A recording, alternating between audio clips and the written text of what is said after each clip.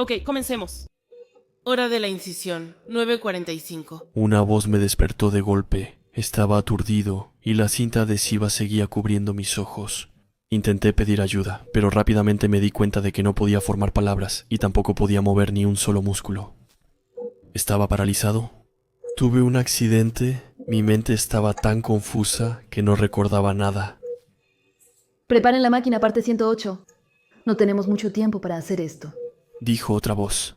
Me sorprendió un dolor agudo en la parte baja de la nuca y sentí un líquido caliente corriendo por todo mi cuello. Me moría de ganas de gritar para expresar mi dolor, pero no podía pensar en otra cosa, aparte del sonido de excavación que resonaba en mi cráneo.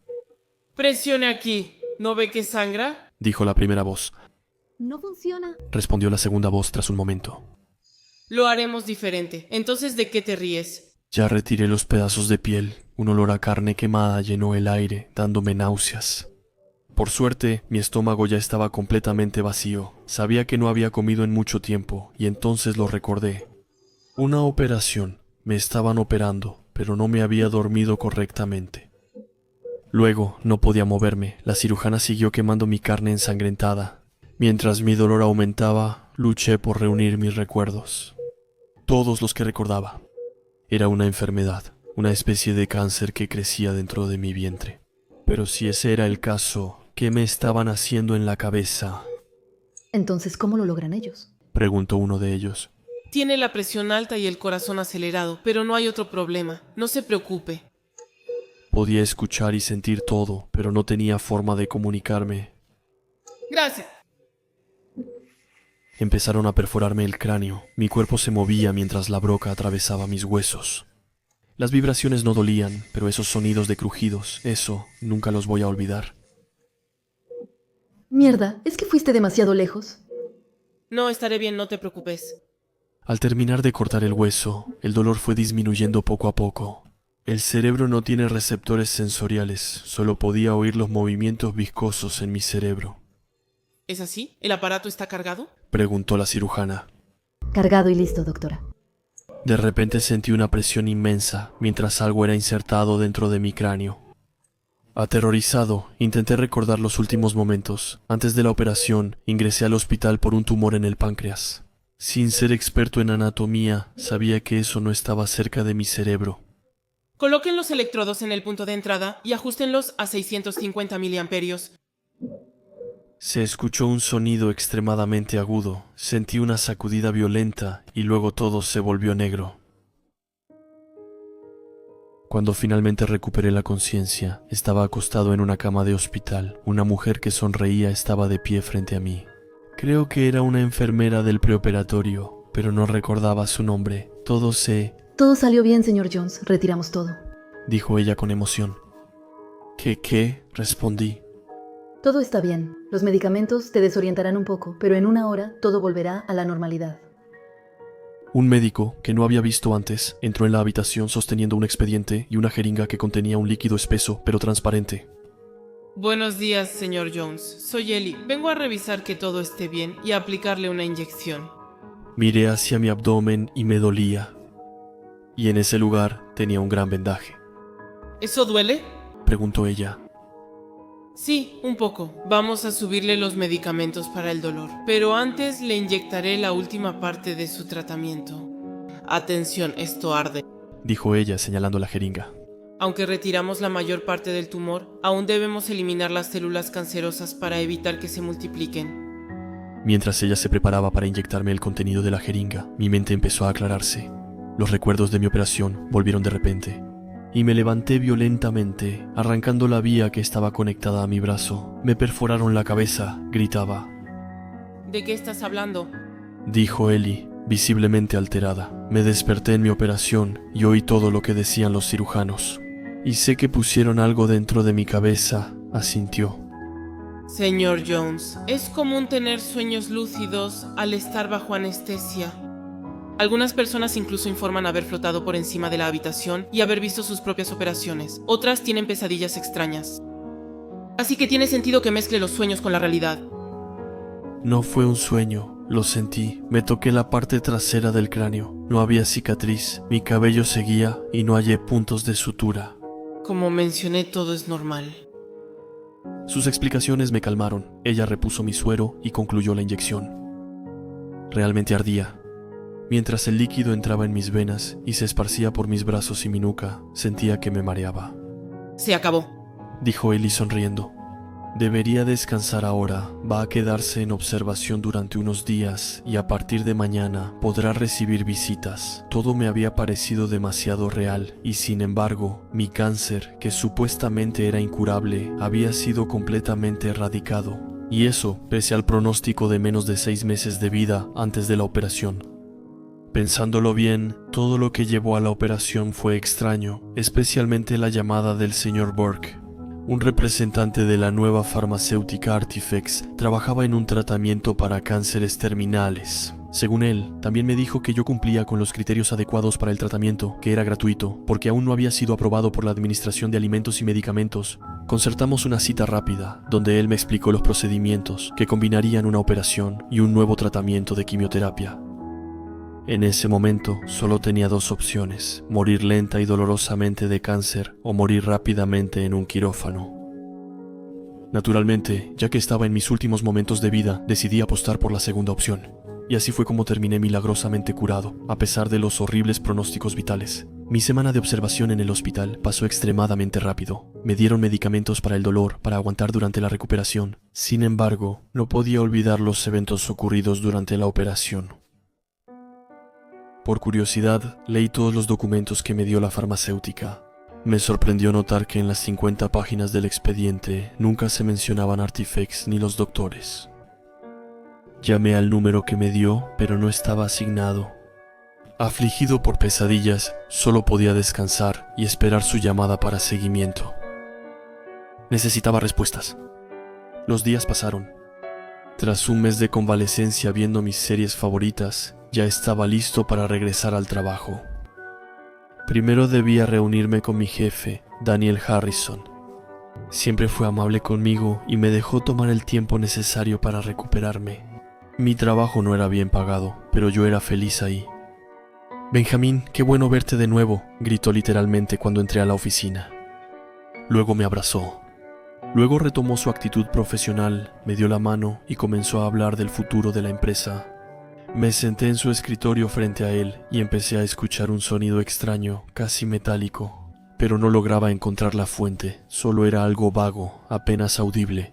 Al principio intenté ignorarlo, pero Harrison notó de inmediato que algo andaba mal. «Oye, ¿estás bien? Te ves pálido», dijo. Sí, estoy bien». «¿Oyes eso?», respondí cuando el ruido aumentó.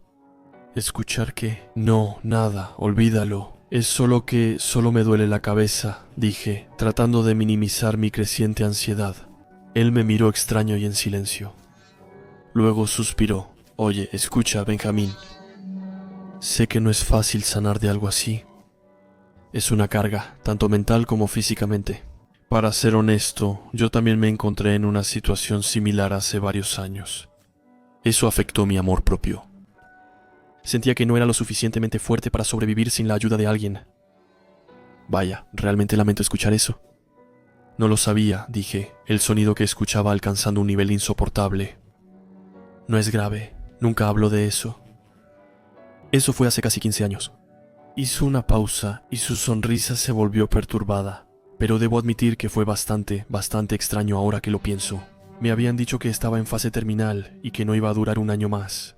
Y luego, de repente, un hombre vino a mi puerta y me ofreció un tratamiento milagroso. Su historia era demasiado parecida a la mía como para que no me volviera paranoico. Ni siquiera puedo recordar el nombre de la empresa. Todo lo que pasó después de la operación se volvió vago y distante. «Rayos, ¿cómo se llamaban otra vez?». Sentía que estaba hablando solo. Al final, se echó a reír. Ya no recuerdo nada, pero tengo la sensación de que era algo que apenas comenzaba. «Para Artifex. Sí, exactamente así era», exclamó. Apenas lo escuchaba por el ruido metálico en mi cabeza. «¿Cómo sabe eso?». «Porque ellos me ayudaron, pero es raro».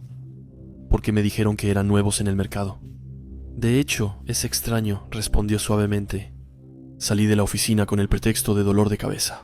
Harrison me dijo que podía tomarme el tiempo que quisiera. Al salir de la oficina, el sonido se detuvo.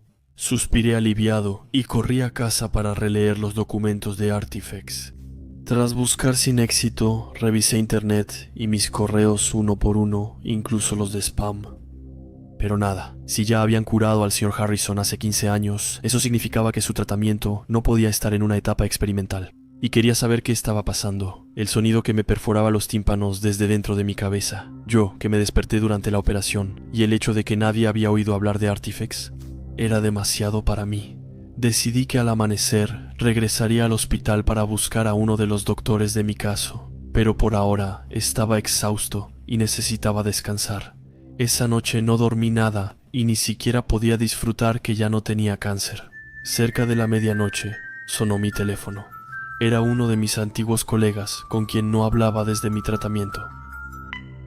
«¿Benjamín?», dijo con un tono sombrío. «Alex, no esperaba recibir tu llamada. ¿Por qué me llamas tan tarde?» «Todo está bien». «Es Allison. Él está... ¿muerto? ¿Pero cómo murió?» «Aparentemente tuvo una hemorragia cerebral repentina. Solo unas horas después de que salí de su oficina, estaba en shock. Amaneció y sin haber dormido fui al hospital». Le pregunté a la recepcionista si podía hablar con un representante de Artifex, pero no conocía ese nombre. Luego, al pedir ver a un doctor, noté que no recordaba su apellido. Entonces, pregunté si alguno de los cirujanos se llamaba Eli. Después de buscar en su computadora, negó con la cabeza. Decepcionado, me fui sin que ninguna de mis preguntas tuviera respuesta. Continué mis investigaciones infructuosas durante varias semanas, pero mi trabajo pronto empezó a ocupar la mayor parte de mi tiempo. Se volvió sombrío desde la muerte de Harrison. La nueva dirección tomó su lugar y pronto tuve que seguir adelante. Tras 6 meses, todo empezó a normalizarse. Me recuperé de la enfermedad y con algunos kilos extra de la convalecencia, decidí retomar el control de mi vida. Regresé al gimnasio y pasé gran parte de mi tiempo en la caminadora. Acababa de alcanzar mi primer kilómetro, lo cual es algo increíble para alguien como yo. Cuando el sonido volvió, casi caigo de la caminadora. Miré y vi a un hombre de unos 40 años que recién empezaba a correr junto a mí. A diferencia de mí, él estaba en excelente forma y llevaba una camiseta deportiva holgada. Podía ver una enorme cicatriz en el costado de su pecho. Había intentado cubrirla con un tatuaje de un árbol, y al lado estaba escrito Arbo Vitae. Notó la expresión de dolor en mi rostro. «¿Estás bien, amigo?», preguntó mientras se acercaba a mí. El sonido se intensificó a medida que se acercaba, obligándome a taparme los oídos por el dolor. Tan rápido como comenzó, el sonido se detuvo y el hombre frente a mí cayó al suelo, convulsionando, antes de dejar de moverse por completo. Como puedes imaginar, sufrió una hemorragia cerebral. Al menos, eso es lo que pude averiguar con el personal del gimnasio. Ese hombre acababa de morir como Harrison, ese horrible sonido precediendo su repentina muerte. Después del horrible evento que ocurrió en el gimnasio, visité a 3 doctores diferentes, suplicándoles que revisaran si todo estaba bien con mi cerebro. Escaneos, resonancias magnéticas, cualquier prueba que estuvieran dispuestos a hacerme. No les hablé sobre el tratamiento de mi cáncer, y de todos modos, no existía ningún historial de mi hospitalización. El primer doctor me recomendó ir a ver a un psicólogo. El segundo no entendía nada, y finalmente, el tercero aceptó hacerme una tomografía para asegurarse de que no hubiera nada anormal. Señor Jones, fue bueno hacer una tomografía y no una resonancia, porque esta última le habría dañado el cerebro. Debió decirme que tenía un implante, porque la astilla volvió ilegible la tomografía. «¿Perdón?», digo confundido, pero no me sorprende tener algo en mi cabeza que no debería estar ahí. Una astilla es lo que aparece al colocar algo metálico en una tomografía. Pero eso no es nada comparado con si lo hubieran puesto en la resonancia magnética. ¿Usted habría, cómo decirlo, como explotado? No, quiero decir, ¿qué implante? Lo interrumpí. El doctor me mostró parte de mi escáner. Un gran fragmento cubría casi toda la imagen, pero en el centro había un objeto metálico en forma de diamante. ¿Es eso? ¿Te han hecho cirugía cerebral? No logro saber qué es, pero claramente no es de naturaleza psicológica, dijo el doctor mostrándome lo que había dentro de mi cabeza. Yo no lo sé. Bueno, ¿alguna vez has sido víctima de un accidente automovilístico o de otro tipo? Es posible que algunos fragmentos hayan viajado a través de sus vasos sanguíneos desde el punto de la herida. Tuve cáncer de páncreas en etapa 3 y me operaron, me dieron un tratamiento experimental. ¿Y qué fue exactamente lo que le dieron? Preguntó, más curioso que preocupado. Fue solo una inyección, pero solo fue una vez después de la operación. Escuche, señor Jones. No soy oncólogo, pero por lo que sé, no existe una inyección para curar el cáncer, y mucho menos con una sola inyección. Normalmente, debieron recetarle un mes de quimioterapia en varias sesiones. No sé qué le dieron, pero le puedo asegurar que no era para el cáncer. Empezó a mirar mi cabeza, y para mi sorpresa, notó una cicatriz que yo mismo no había notado, una cicatriz diminuta. Mire, tiene una cicatriz, pero está increíblemente bien escondida. Nunca había visto algo así cuando se trata de una cirugía cerebral. Le conté lo que viví en la operación, pero no le ayudó. Me dijo que iba a revisar las diferentes pruebas farmacéuticas para ver si lograba encontrar una explicación racional para todo eso, pero realmente no parecía convencido. Estaba seguro de que no podría retirar ese implante. Según él, el implante estaba en una zona muy delicada. Entonces, aquí estoy, tratando de vivir mi vida lo más tranquilo posible, esperando respuestas. De vez en cuando, el sonido vuelve a aparecer, y cuando eso pasa, no puedo hacer nada más que correr en dirección opuesta a la persona que estaba frente a mí. No quiero dejar que nadie más muera por mi culpa, no importa lo que me hayan hecho, no soy el único, hay otros como yo con el mismo implante, y creo que lo único que me queda por hacer es saber qué me espera. Así que mientras tanto, quiero advertirles, si una empresa llamada Artifex los contacta, no importa lo que tengan, rechacen su tratamiento milagroso.